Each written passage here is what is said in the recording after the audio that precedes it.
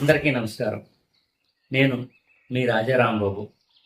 మా గురువు సత్యానంద్ గారు యాక్టర్ ఫోకస్ పెరగడం కోసం రకరకాల ఎక్సర్సైజ్ చేయించేవారు. ముందు డైలాగ్ చెప్తుండగా ముందు అందరూ నుంచొని ఫన్నీ ఫేసెస్ పెట్టి డిస్టర్బ్ చేసేవారు.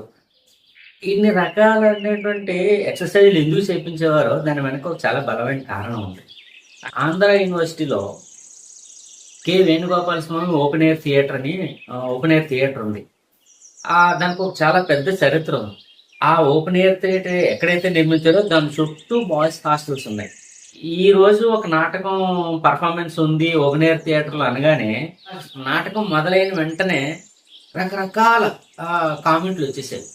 ఆ కామెంట్లు మా అందరికి క్లియర్గా వినిపించేవి. కానీ ఆ కామెంట్లు పెడసేవని పెట్టి మా క్యారెక్టర్లో మేము ఇన్వాల్వ్ అయ్యి ముందుకు వెళ్ళాలి. అయితే పృథ్వీ శాంతి నాటకం ఇదొక మోడర్న్ ప్లే. మా కాస్ట్యూమ్స్ కూడా చాలా డిఫరెంట్గా ఉంటాయి. Complete modern play, mythological subject modern play అనమాట.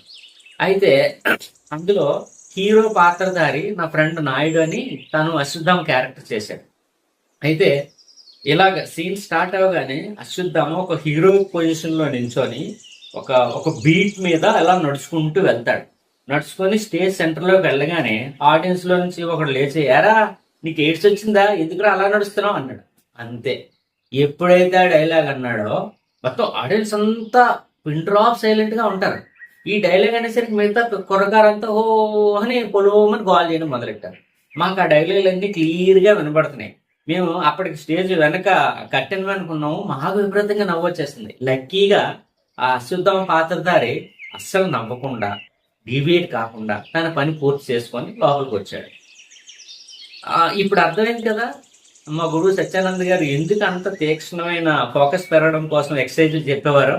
ఇంకో పెద్ద నానుడు ఉంది. ఏయూ ఓపెన్ ఎయిర్ థియేటర్లో ఎవడైతే సక్సెస్ఫుల్గా ప్రదర్శన చేయగలుగుతాడో వాడు ప్రపంచంలో ఏ స్టేజ్ మీద అయినా సరే ఈజీగా పర్ఫామ్ చేయగలడు అని ఒక నానుడు ఉంది. ఇన్ఫ్యాక్ట్ అది నిజం కూడా.